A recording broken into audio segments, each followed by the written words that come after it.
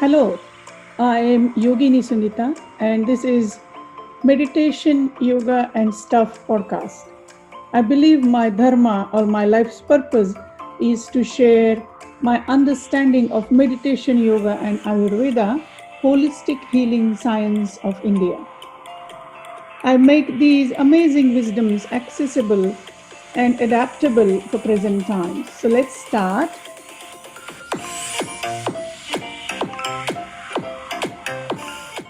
Welcome to the podcast. Today we are discussing wisdom of Yoga Sutra. Yoga Sutra is one of the most important texts, we can say scriptures on wisdom of yoga. It is relatively modern. It is considered roughly 2,000 years old. There are many texts or scripts before this, but Yoga Sutra is wonderful. So we're discussing in this podcast episode wisdom of Yoga Sutra. The precision of Yoga Sutra is so fantastic that when we start noticing that not even one single word is wasted in this. So let's start with Atha Yoga Anushasanam. As I explaining, Atha means now. And this now is in our is inhale, Tha is exhale. So in this now, it's a softer inhale and exhale. So there is no force in it. It's naturally moving. Atha Yoga Anushasanam. Anushasan means discipline. And so here begins the discipline of yoga. So the second thing we need to understand is, first thing is that yoga begins now. Second thing is yoga is a discipline. Now what does that mean? So that means that we need a regular study, and that means that we need, and we're going to explore the study part of it in a moment. So how many parts this Yoga Sutra? So there are 4 parts, and they're called Pada. And so the first is Samadhi Pada, then comes the Sadhana Pad, Vibhuti Pad, and Vairagya Pad. And we're going to talk about it this little bit. You may have heard this before. You may not have heard this before. That's okay. We're going to explore this Yoga Sutra and how it is important for us to understand Yoga Sutra. So let's take a look at Samadhi Path. Samadhi Path is where basically how we can move towards state of Samadhi. So what is the state of Samadhi? Samadhi can be called Nirvana, the state of enlightenment, the state of Samadhi basically, And how can we move towards this? So there are different ways or guidelines are given in Yoga Sutra. And these guideline is, first we know that yoga begins here, Atha Yoga Anushasanam. The second sentence is also Yoga Chitta Vritti Nirodha.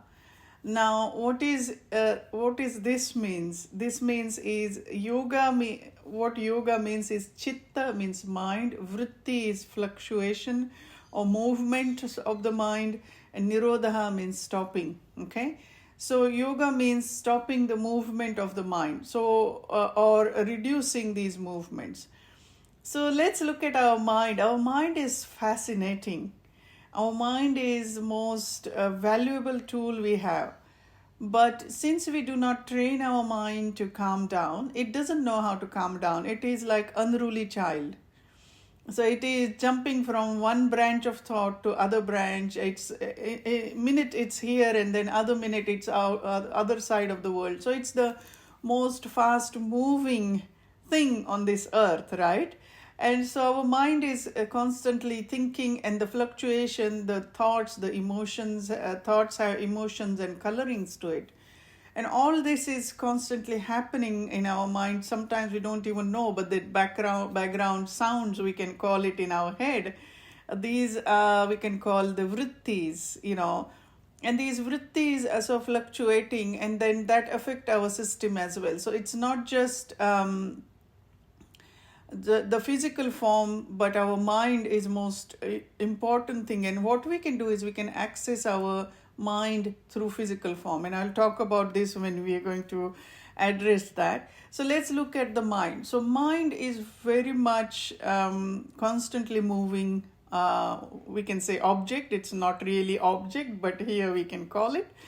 And it is so fast moving that sometimes we don't even know like it is happening, and the way this coloring of the thoughts is going to affect us. So what yoga tells us is that our body is slow mind. So mind moves fast, but that reflects in our system. So a lot of time, a lot of illnesses origin is in our mind.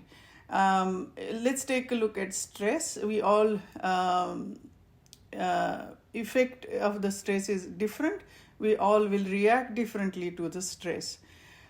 So where this stress origin from? And we also know that when we decide not to take stress, we can take this opportunity, understanding I'm taking stress. Once we realize that awareness is very powerful. And when we realize that we can gently bring in practices to let go of the stress. So what is yoga really? Does it mean that we have to do the asana?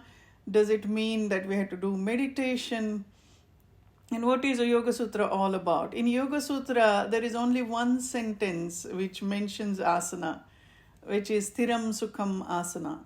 And what does that mean is take your seat comfortably in the practice. So it has to be steady. Sthiram is steady. Sukham is with ease and with the joy. And asanam is the any asana you take. So what is asana? Asana is basically seat. So now if you notice that all your asana practices are designed in such a way that it helps you to move towards sit for meditation for longer period of time. So what is Yoga Sutra? Yoga Sutra is all about how to meditate. It's all about that. It's amazing how fascinating it is that all the information we have is about meditation. Like how mind behave, what will come up for the mind, what restrictions, how our mind, and it's amazing how all the answers are there in Yoga Sutra. And so we need to understand that even the Yoga Sutra is say 2000 years old. There are our human mind has not changed that much. We still have the similar resistance. Now So what is the basis for Yoga Sutra? Why it was developed and why it was written in this format? So we can see that before Yoga Sutra there are many deep wisdoms on yoga. Like there is wisdom of Bhagavad Gita, and before that also there are many deep wisdoms, and like Rig Veda, which is the most ancient scripture in human history, also mentions yoga. Then there are the four Vedas, which are Rig Veda, Sama Veda, Yajur Veda, and Atharva Veda. And all these are basically written or orally transferred to next generation. The reason was to move towards enlightenment. Humanity was looking towards understood that purpose of human life is to move towards enlightenment. Now, in this modern world, we may not have that goal, but what is enlightenment? Let's look at that. So enlightenment may be, moving towards our optimal health, optimal energy, optimal strength in the mind. All this can help us to move towards enlightenment. So these are the side effects of yoga practices, and we can use this understanding to bring better life in our day-to-day life. So even if enlightenment may not be your goal, but it is no harm doing these, understanding these practices, so that you can bring better well balanced. You can live well balanced life. Now, enlightenment is something energetically, basically what happens that when we are feeling sad, feeling unhealthy, feeling angry, whatever those emotions are, it almost like take our energy down, and with the yoga practices the energy moves upwards. And the what is enlightenment is the energy of our being moves upwards, and universal energy which meets here at the crown of the head, and then that's where the enlightenment happens. So and effect obviously throughout our system. Now we'll talk about enlightenment in a minute. So where this Yoga Sutra comes from. So as we know, as I was explaining, that there are many thought processes where before these Yoga Sutra came into play. And what Yoga Sutra has done is, it has taken all this wisdom and almost like a funnel, lot of thought processes. And all these thought processes has come together, and they have almost like a distilled information is in these Yoga Sutra. And each and every drop of this distilled information is extremely valuable. There is not a single word wasted. There is not a single word which is used, if all the words are used because they're necessary here, and not because, explanation. Like you can take Yoga Sutra like Atha Yoga Anushasaram, or just the word Atha, and meditate on that and move towards enlightenment. So Yoga Sutra gives us this guide towards moving towards enlightenment. And you can see that there is a concept, there are a few concepts there. The concept of yoga. What is yoga? Yoga is basically, when I ask what is yoga in modern world, the first thing is images come in the mind with crazy body shapes, but that's not the true yoga. That is part of yoga. What is true yoga is basically moving our energy upward, moving our energy towards moving towards the any energy has a negative and positive charge. And with worries and tension and stress and emotions and all that, we have usually negative charge. So with the correct yoga practices, we can move towards our energy from negative to positive. And as a side effect of that is we start feeling better. So the practices which you are doing to help yourself start feeling positive, better, calm, peaceful, all these can be called yoga. Now we use, as a yoga teacher, we use asana, all the yoga's practices like asana, pranayam. We use yamas, niyamas. We'll talk about that in a minute. But all this is we use to move towards enlightenment without even us knowing, because it is believed that purpose of human life, according to yoga, is to move towards enlightenment. So we, as a human being, subconsciously know this, and what happens that with our sanskaras, our a way of coming to this information can create a little bit of barrier in this. And so when we start practicing yoga, wisdom of yoga, we start noticing that we become aware. And what we become aware is that, something, what I do is not really serving me, and I have to let it go. And then we start doing the practices which are helpful for us, rather than help us to move from negative energy towards positive energy, rather than constantly vibrating on negative energy. And so this is called abhyasa. So the abhyasa is the practices which we do to move from that negative charge of energy towards positive charge. And this could be, the negative charge could be anger, sadness, it could be anxiety, depression, whatever comes in your mind as a negative charge. And then moving towards positive charge is feeling full of energy, feeling happy, In my experience, I felt being at home. I'll explain what I mean. So whenever I am doing asana practice, when I touch my mat, I feel at home. I feel that I have arrived. And this made me realize that this is something very important to me. The doing these asana practice or meditation practice or these practices which help me move towards this better Sunita in a way, in a way moving towards, vibrating towards better human being. And what does that mean is peaceful, calm. For me, that's what it means: peaceful, calm, giving. At the same time, I'm also caring for myself, so that balance has to be there. So finding that life balance through yoga, it was very helpful. So the first key is awareness that what's happening, and then second key is acceptance. When we know this, then we can take the practices, abhyasa, which will help us to move from vibrating from negative towards positive. And then also we have to let go of few things which are vairagya, right? Which are basically letting go of few things which sometimes we think that they're important, but when we become aware, we start noticing that, this is not serving me. I have to let go of these practices. And so these are the practices we can call abhyas, vairagya, or letting go, or non-attachment.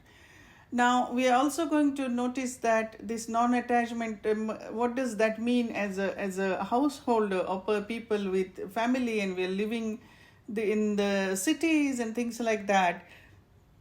So here we need to understand that vairagya here, it doesn't mean that you let go of your family, because that's not what it is about. It is about letting go of things which are not serving you.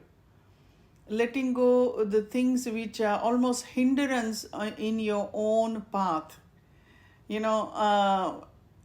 My teacher used to say that, you remove yourself from your obstacle from your path. So sometimes we are our own obstacles in our own growth.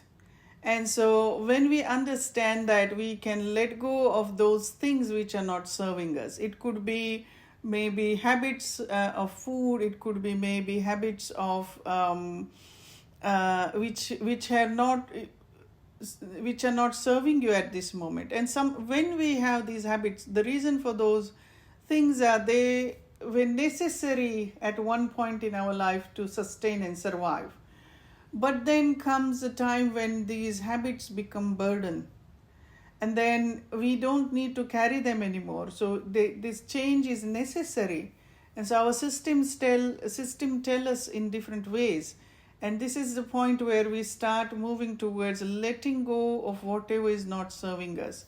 And it helps us to try and understand that non-attachment, because things like getting attached to things, it's not healthy, especially these kind of habits. It's really not serving us. So non-attachment in that part is very important.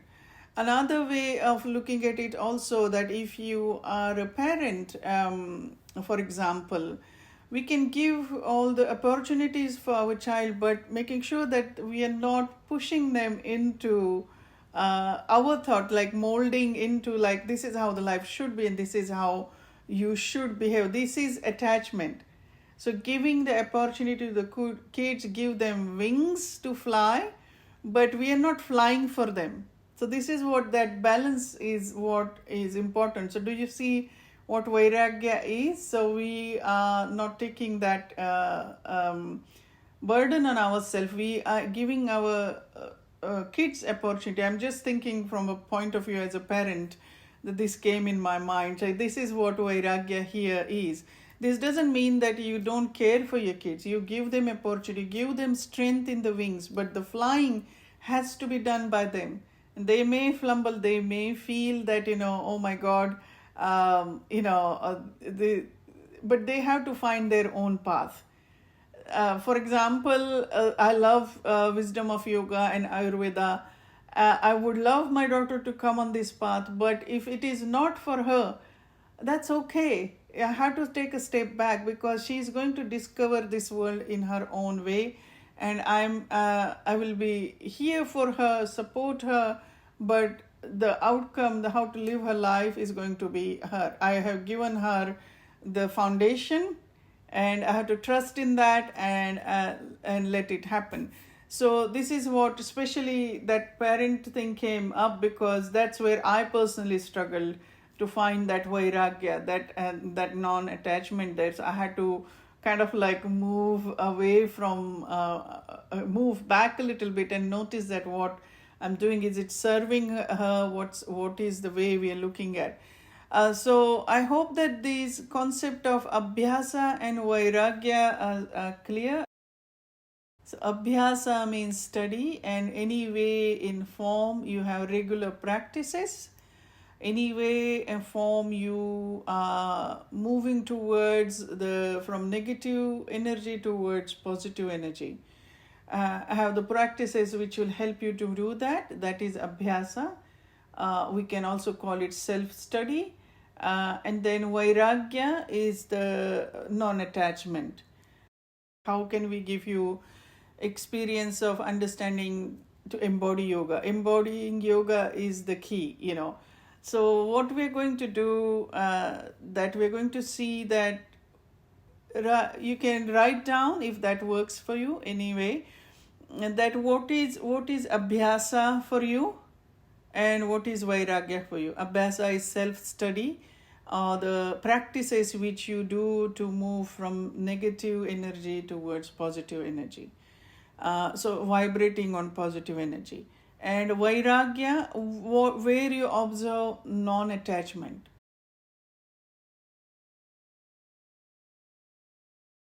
So abhyasa means self-study, the practices you're doing in this now, at this moment, which are taking you from a negative charge of energy. And this negative charge of energy could be colorful emotions like anger, sadness, anxiety, depression. What practices you do to move from this state towards a positive state? What practices you do to help yourself, and are these practices you do regularly or once off? So abhyasa is something you do regularly. Maybe it could be asana class, maybe it could be meditation practice, maybe it could be going for walk. Doesn't matter what it is. We're not looking for necessarily yoga practices. We are looking for the practices which you do to help yourself. Okay, and that will come under abhyasa. So that's first part, and then second part is non-attachment. So what things you are letting you let go, or move from their attachment to again move towards this positive energy.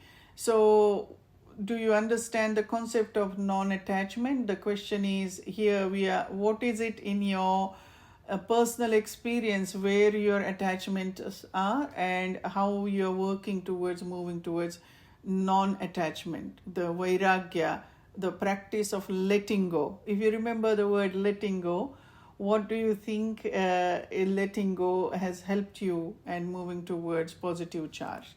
So basically it's almost, that's why we are doing it at once, that it's the similar, and the practices you're doing and how you're moving towards non-attachment. So take a moment here, maybe pause the podcast and write down, if you can, or think about it. What is abhyasa for you and what is vairagya for you at this moment? This kind of like self-study, self-observation is very valuable on this path of moving towards our better self, I can say, or moving towards the positive energy charge in our system. So when we start observing, we start noticing that how these practices we subconsciously know, and when we start noticing that how we are already on the path of moving towards our positive energy, This is what, it's believed that in wisdom of yoga and Ayurveda that it is our birthright to move towards enlightenment. And so well-being is our birthright according to wisdom of yoga and Ayurveda.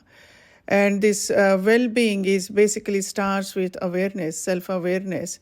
So take this opportunity, pause this podcast now, and you can either think about it or write down your abhyasa and your vairagya, the self-study and letting go practices, and then come back and listen to rest of the podcast.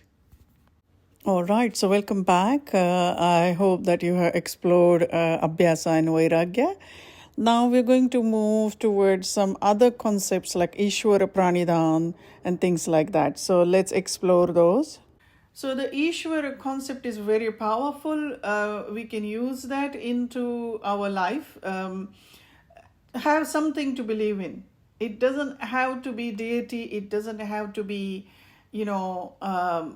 this concept of something higher than us is good for our mental health on so many levels, so that we can trust in that and we can move from this negative charge of energy towards positive charge.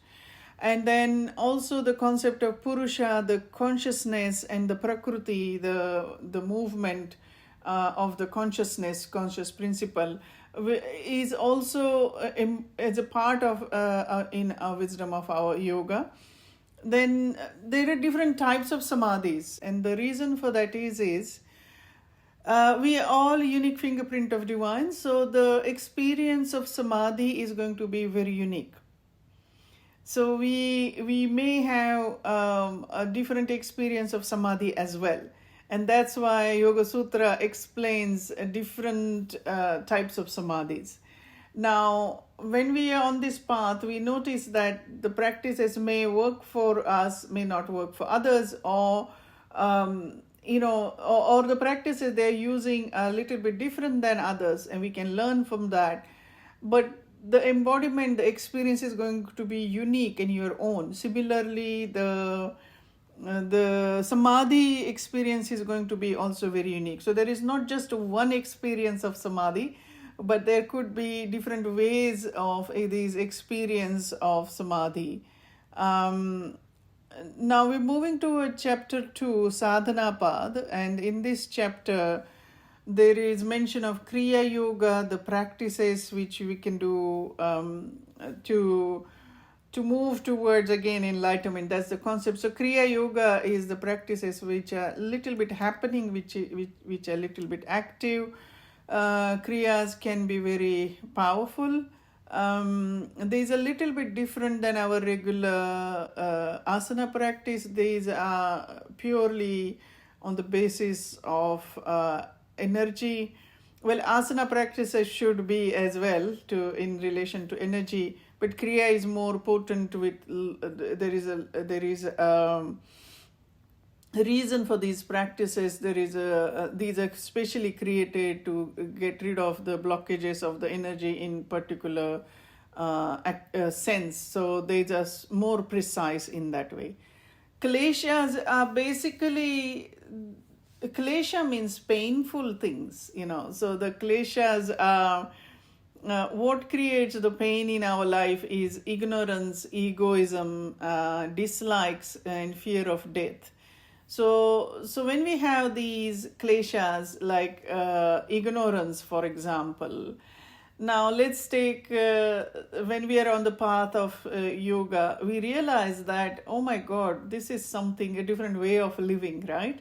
So say, for example, a person living life, really fast moving life, and had no clue what yoga is, and then come across these beautiful practices of yoga, and they realize, oh my God, there is a different way of living.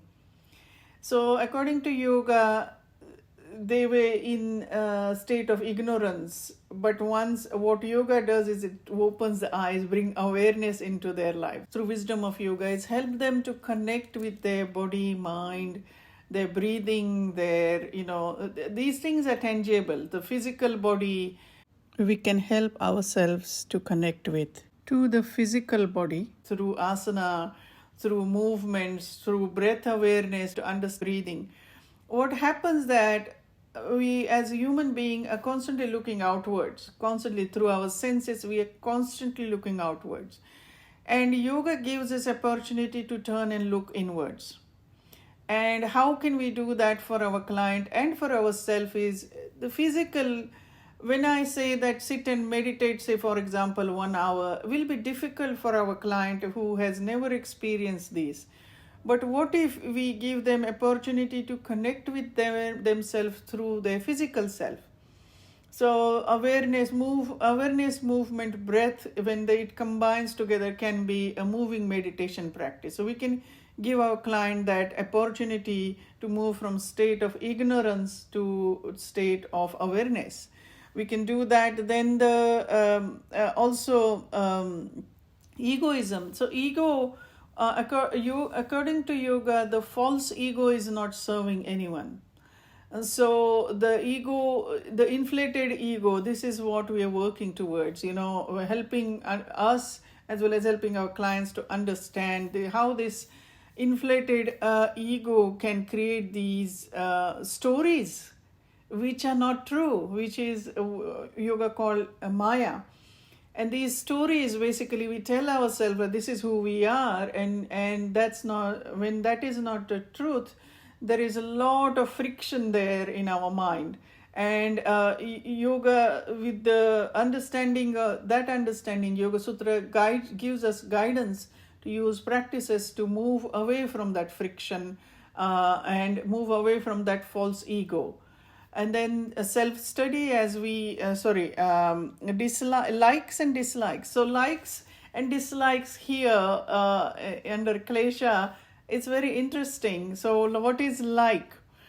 So if we like something that's beautiful, but if we are obsess about it, then it is charging with negative energy, right? So the like itself can be positive, but when we almost obsessed about it, then it will be negative charge. And so it is going to affect our mind, it is going to affect, and if it affects mind, it is going to affect our body. Body is slow mind, let me put that correct. So when we so we need to understand that liking something is good, but obsession is not good. So that is also hindrance or create pain in our life. Dislikes, again, can be very so wisdom of yoga, the thought process is it is what it is. So there is no need to hate anything. We observe that, and if we start observing these things from third party point of view, you start noticing that again this is a story we are telling, and we are not observing this story. So becoming observer is the key. And then the fear of death. The only thing certain in human life is death. So then why we are fearful about it? That which is going to born is going to die. So we know that for certain that the death is the most sure thing in our life. It is going to happen, but still we have this fear around it, and not just cultural thing or anything. Everywhere we can see that there is a fear around it. So if there is fear, again, awareness is that it is the only thing which is certain. When we notice that, wisdom of yoga helps us to let go of these kleshas or these painful things which create pain in our life. Then there is also a concept of karma. Karma is not just our karma, but our previous life karma. The karma we are generating this life. Every action has reaction. And then also our ancestral karma, which we carry, and so there will be something called prarabdha karma, which we'll have to go through some suffering. But there are some sufferings we can come out of that through yoga practices. So that's what I was mentioning about the negative energy charge, and sometimes we don't even know these negative energies may be coming from our ancestral from our ancestors and could be coming from the society. And so we have just think that this is our energy, this is our thought process. But that's not true. Our thought process may be different than that, but we never give ourselves opportunity to pause and look within. And meditation or the pratyahara practices or dharana, dhyana, samadhi, all these practices help us to move towards that. And also our yamas and niyamas are really, really valuable. So we'll talk about all this. So before this, we are going to talk about the gunas. So Sankhya philosophy tells us that there are 3 gunas. Gunas means qualities which are everywhere. And these qualities is rajas, tamas, and sattva. So what is rajas? Rajas is happening. So rajas is a state of happening. So we need activity, we need movement to do anything. But what happens when we do too much of that? So right amount of activity is good for us, but if we overdo that, what will happen is we will go into crash and burn. Then what will happen? So if we go in crash and burn and we just become couch potato and really not move and just watch TV, sit on your couch and do nothing, what is going to happen is that will also generate negative energy. So too much of the movement or lack of movement. So too much tamasic is very heavy kind of energy. Too much rajasic is almost like vibrating too much. And a lot of time we are in this yo-yo as a human being, into moving into happening or constantly moving, so much moving that we then crash and burn. And so this yo-yo is very common in a lot of situations. So and this yo-yo can be overusing your mind as well as underusing your mind. So that can also happen. So rajasic is basically activity, too much activity, and tamasic is too little activity or no non-activity, inertia. So these, you can see these qualities around us, and when we have perfect balance of that state is sattva. So the sattva is the state where we want to move towards. And all yoga practices should help us to move towards the state of sattva. So the physical movement, the practices, the awareness towards what's happening in our mind with our body, all this is help us like, am I overusing my body or am I underusing my body? So that's why we did our abhyasa and vairagya practices, where we were trying to understand what practices we can do to move from these negative charge of energy towards positive charge of energy. And the positive charge of energy is the state of sattva. This state is help us to move towards enlightenment. And this state is so beautiful that we subconsciously know that this is something which feels nice, which feels good.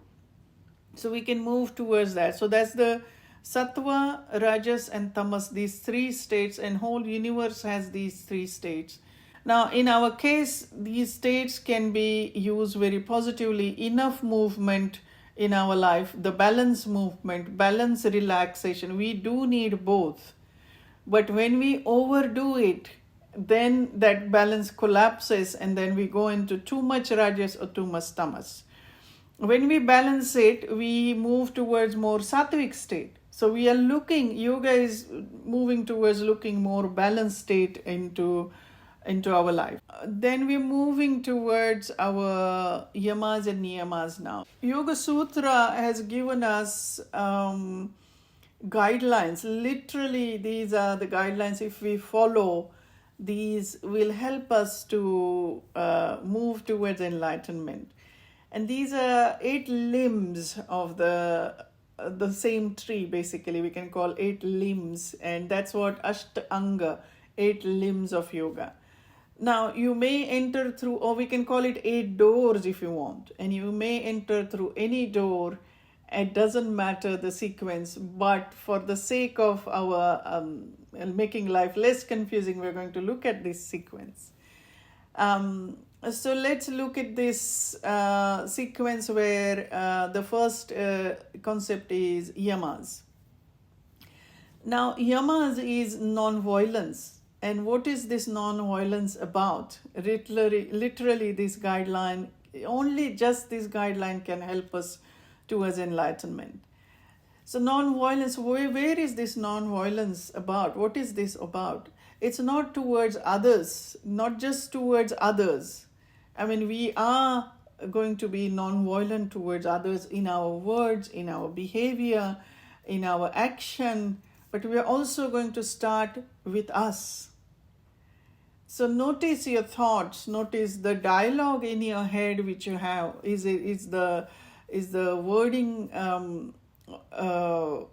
very authoritative, or is it gentle? Is it kind? It is compassionate? And if it is not, we are moving it towards the compassionate and kind dialogue towards yourself. Treat yourself like you will treat others. Treat yourself with a lot of compassion and love. When we start with this concept of ahimsa, here non-violence, we can actually move towards enlightenment. We are halfway there, to be very frank, So constantly we can start noticing that how can I nurture and look after myself. Self-care will come under here, because self-care is absolutely important to thrive, because when our cup is full, we will able to share with others. But if we cannot share empty cup, there is no, what will we share? We will dry out, and then we'll move towards the state of tamas, or excess rajas or things like that. So ahimsa is very important. All these are really important. Satya means truthfulness. So what is this truth about?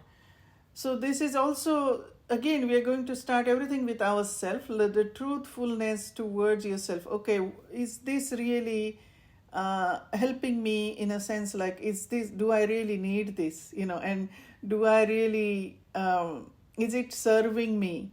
And here we are not being selfish, we are being truthful that, okay, maybe these practices, for example, if you go to a meditation practice, if you start following a meditation practice and because all your friends are doing it, but somewhere you're feeling that this doesn't feel right, and so acknowledging that, and maybe you need a different practice.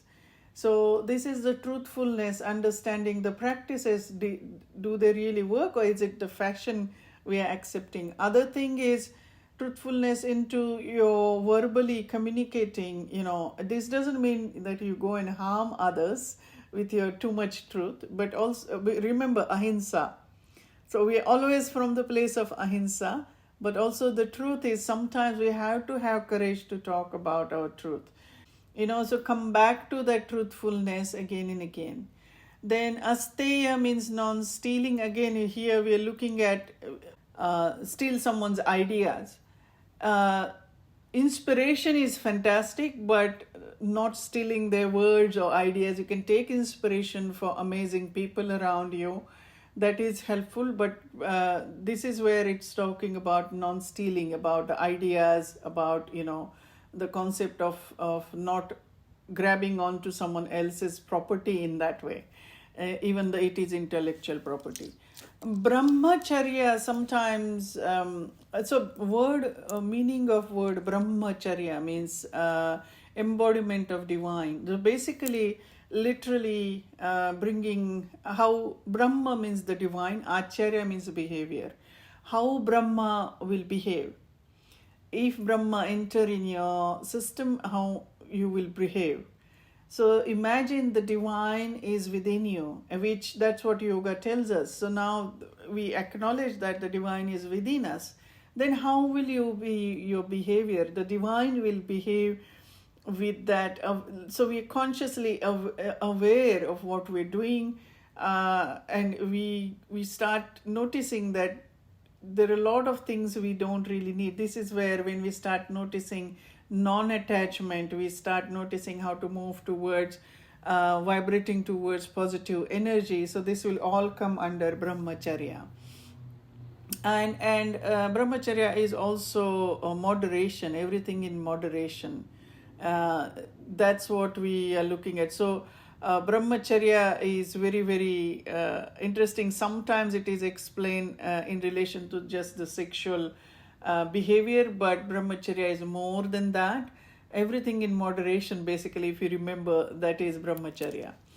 Aparigraha basically means non-hoarding, and this is where sometimes, the controlling, the hoarding kind of like nature comes up for sometimes, uh, out of habit or what we see around. What if we share? This is where the concept is that whole Mother Earth has given us so much. We have so much abundance around us, but still we go into feeling of lack. And why is that happening, this feeling of lack? So is it the origin is maybe the concept of hoarding? Are we trying to, how much do we need really, to survive? And so when we start meditating on that, we start noticing that we don't really need to hold onto material things also, or intellectual property and things like that. So this is how we can let go of the hoarding. So awareness is the key in all of these things. Then comes the niyamas as basically saucha, the cleanliness. We are into day-to-day activity. The cleanliness is very important. Ayurveda has so many practices how to bring cleanliness into our day-to-day life. And this is really helpful, that it helps us feel uplifted, it helps us feel joyous, it helps us feel almost confident in us that, bringing all this in our life. Santosha is contentment, like that peace of, like, again, it will go with the hoarding again, like bringing contentment into what we have. Maybe the gratitude practices will come here, the fine understanding that when we understand what we have, we are then start noticing how grateful to have these in our life, so that the santosha can come under that. Tapas is self-discipline, the abhyasa, the regular practices, the practices which we discussed earlier, to move from negative charge of energy towards positive charge of energy, will come under tapas. Tapas means literally the self-discipline practices. Say, let's take example that if you love coffee, and just because you love it, it doesn't make sense that you have 5-6 cups of coffee. What it will going to do is it is going to create this imbalance in your system. So to balance yourself, maybe, and since you love it, maybe have 1 cup of coffee, which will give you that containment, that santosha, and also have the discipline, to have that. So it is a combination of that. It's very powerful to have these practices, yamas and niyamas, into our day-to-day life. Swadhyaya is again self-study, which we discussed earlier, and in this discussion you may have noticed that there are so many ways to reach the goal, and it's so amazing to have that. Ishvara Pranidhan is surrender to divine. So understanding that there is a higher power than us. Doesn't matter what you call this Ishvara, but this higher power, acknowledging that and surrendering to the divine, it's really good for our mental health, to be very frank. It's really good for our mental health. So bringing that into our life. Now we all know asana, and a lot of time our clients are going to enter through this gate of asana, because we can understand the physical body. So when we tell our client to lift their arm up, they can. So that, that movement they can connect with, it's tangible, so they can connect with that. So we can give them this understanding and awareness through connecting through the asana. Now asana, even though it is a physical movement, it is heavily connected with our energy body. So asana It's not just physical movement, it also what's happening with your energy body. Pranayam is basically breath regulation. Sometimes it's translated as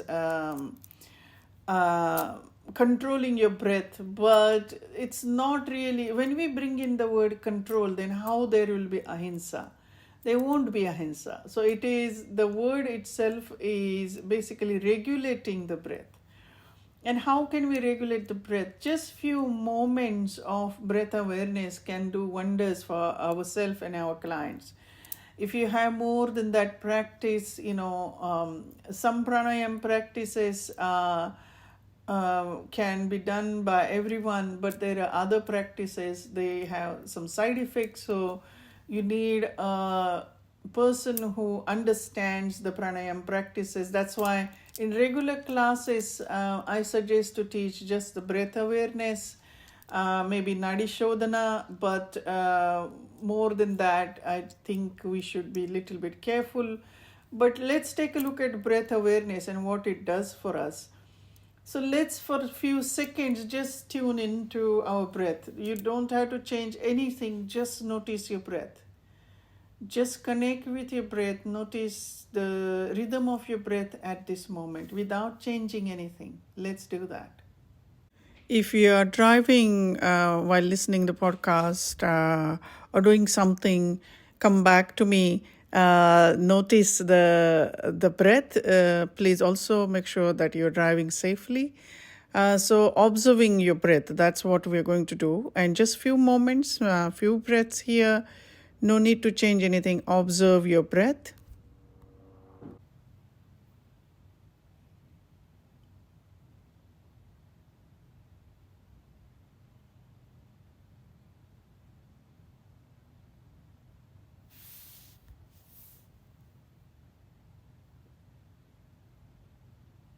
So how was this observation of the breath or connecting with the breath? What did you notice? You may notice that the breath has deepened when you observe it. You may have noticed that you're still trying to control it. You may have noticed that you may not connect with anything, and that's all okay. What we're trying to do is just connecting with the breath, noticing the sensations, noticing what's happening. I was often asked that, as soon as I mentioned that connect with the breath and don't control it, the mind goes into controlling of the breath. So how to address that? That we need regular practice for these, for example, just observing, connecting with the breath. And Vairagya is where we are not going to connect with any or let go of any expectation about the practice.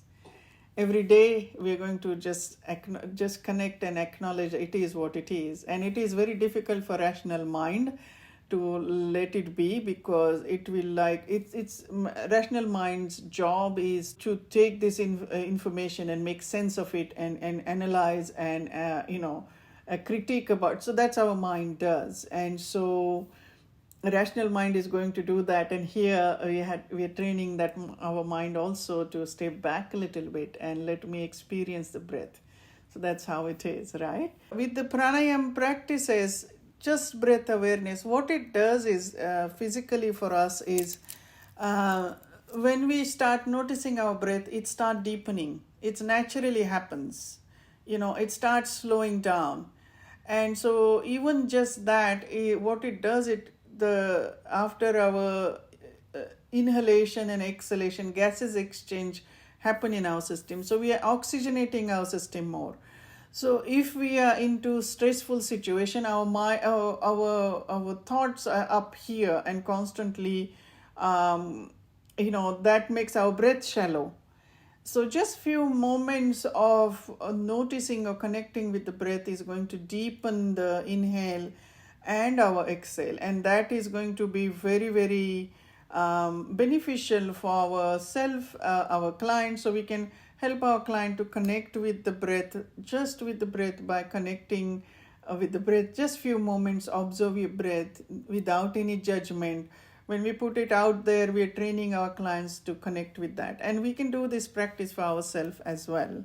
Then pratyahara practices. So have you heard the word pratyahara, and are you aware of pratyahara practices? So pratyahara means sensory withdrawal.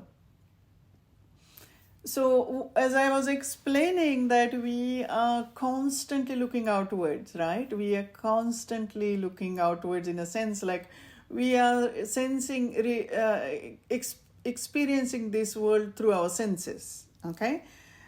And so we're constantly using that, our senses, we're constantly looking outwards. But pratyahara practices help us to withdraw our senses.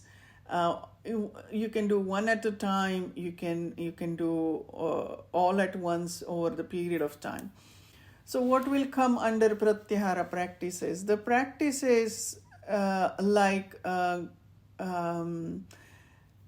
relaxation practices, yoga nidra, guided meditation will come under pratyahara practices. It's very, very powerful experience. Guided meditation is also pratyahara practices. It's in relation to our physical form. So yamas, niyamas, asana, pranayam, pratyahara. These are the sense. This is about our physical form. Then we are moving towards more internal, our manas, our mind. And so from pratyahara can be either physical form or manas form, or mind related. It can be both. And then comes the purely now mind related thing, So this is where we are moving towards dharana. Dharana is basically learning to now bring mind into the calming state, the peaceful state, the concentration. Okay, so our mind, as I was explaining, it's the most powerful tool we have, and we sense samadhi or enlightenment through the power of our mind. Our mind is also, if we never train our mind, it is like unruly child, and or you can compare it to a monkey. If you teach a monkey want monkey to sit down, and if you tell the monkey will jump really up and down high, because it doesn't like that control. Our mind does the same thing. And that's why we have these practices. But what if but monkey also does is it follows you. So the owner of the monkey, if they sit down, the monkey will sit down. So our mind is the same. So if we bring stillness into the mind, we need to sit down and observe and find that one-pointedness and train our mind to find a way to bring that dharana into our life, the practice of concentration. Now, to do these practices, we need initially an anchor for our mind, something to hold on to. Otherwise, it becomes a little bit difficult. So that's why there are things like mantra, there are things like body awareness, there are things like mantra is very, very useful. It's the most used tool in wisdom of yoga. There are also visualizations that can be used. And usually the mantra and these practices were given by the guru when they tune into disciples' energy. Now we don't have, in modern world, we don't have gurus around us, So then we can find it different ways. We can experiment what really works, what helps your mind to calm down. And you can use these practices to bring that into your day-to-day practice. So you'll notice that some practices really work for you and others don't. So do the practices which really you feel affiliation towards, you feel connection. And also we need to see the effect of the practice afterwards. Like, does it feel that energy, positive energy rising, that uplift of energy, or do you feel heavy afterwards? If you're feeling heavy, obviously you need to change the practice, do the practice which will bring you that lightness, that the energy uplift into and yet groundedness into the practice. Dhyana is now where, after learning these practices, now you can hold your concentration, unbroken awareness for maybe 1 or 2 hours or more. And the more you practice, the more you can hold this awareness. This is where the no thought concept, the mind is almost in the pure stillness.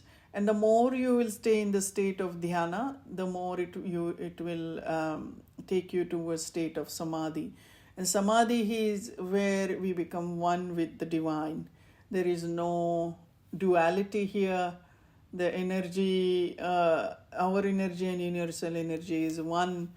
And sometimes people, after dhyana, people get stuck into something called siddhi, where during these practices, when we start becoming one with the universe through these practices, uh, there are things which were given us as a reward in a way. And these things are, maybe you're able to read someone's thoughts, read the energy, you can connect.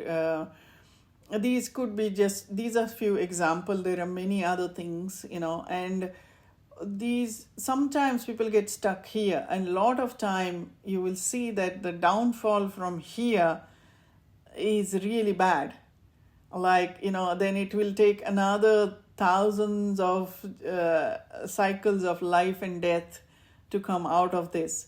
So this downfall, there are a lot of these siddhis, as they are called, is where maybe walking on water or things like that. And it do happen, like there are sages who have these siddhis, but if they let them go into their ego, then that's going to be inflated ego, so that the downfall is, it's so bad that it takes them ages to come out of it, another few life cycles.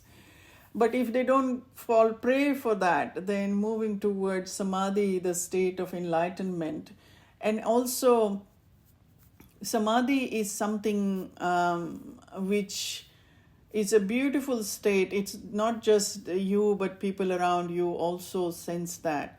My guru is enlightened master, and you see that there is no ego. This tiny being is full of so much positive vibration of energy. You feel peace and calm in his presence. He doesn't have to say anything, doesn't have to do anything.